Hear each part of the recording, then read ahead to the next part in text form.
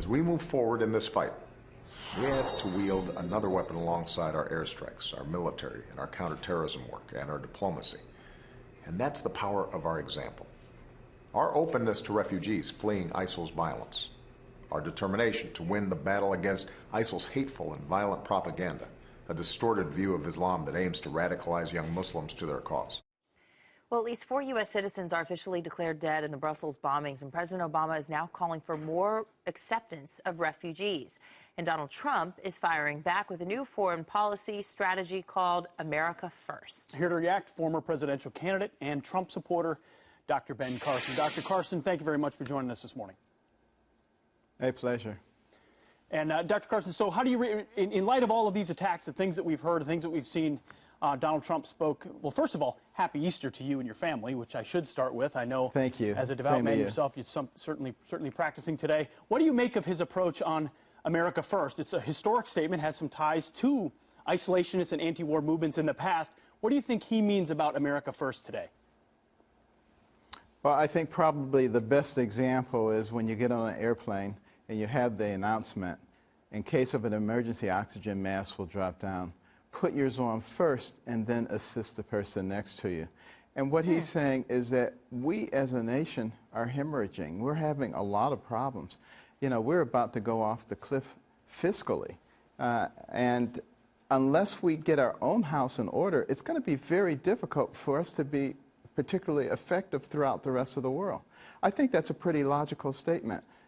It will obviously be taken out of context and, you know, used to say that he's an isolationist and has no idea what he's talking about, because that's the way it's done these days. But it makes actually a lot of sense. So, Dr. Carson, the president made his case in his radio address yesterday that the United States has a moral obligation to accept large numbers of Syrian refugees. And the implication is there's something morally wrong with people who object to that. Well, assess that, if you would. I think that's pretty silly. You know, I've been over there. I've talked to the people. I've talked to the Syrian refugees. They would love to be repositioned in their own country with a protective force. That's a whole lot easier than exporting them to another place, to another culture. Doesn't make any sense at all, quite frankly. And, you know, again, we need to use some common sense. If they want to be in their own country, and if being in their own country is more comfortable for them and it's safer for us and less expensive and less risky, why not do that?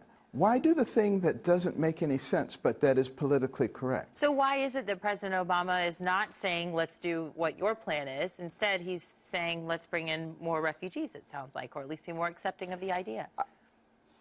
I wish I could explain a logical reason why someone would say that. I can't come up with a logical reason for that, quite frankly. I can only come up with a politically correct reason. Also, we have United Nations, don't we? And that again... And aren't liberals always telling us how the United Nations is the answer to every problem, and we spend, of course, all this money every year supporting the UN? Where's the United Nations in all this? There's a civil war in the middle of the Middle East in Syria. They don't seem to be working actively to solve it. Why? Well, the United Nations, I think, in the beginning was a good idea. I don't think anyone recognized that it was going to become a completely political body and basically lose its utility in terms of world peace. And it needs to be restructured.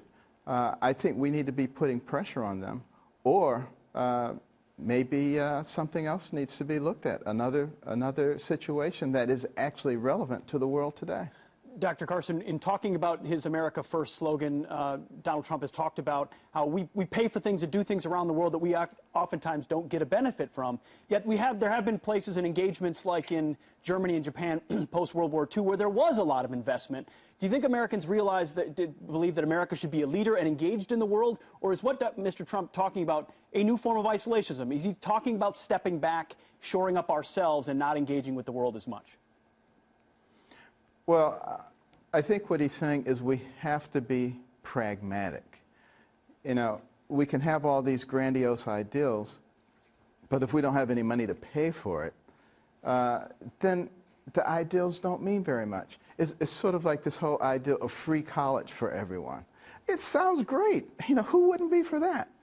But if it doesn't make any sense, if you don't have a good mechanism for making it occur, then it becomes just meaningless jabber. And that's what's done in the political world. And it's what needs to stop. It's done by both Republicans and it's done by Democrats. And they hate the fact that there could be someone coming along who is not under their thumb, who is not being controlled by them. They don't like that. Dr. Ben Carson joining us live this morning. Good to see you, Dr. Carson. Happy Easter to you. Happy Easter. Thank you. You too.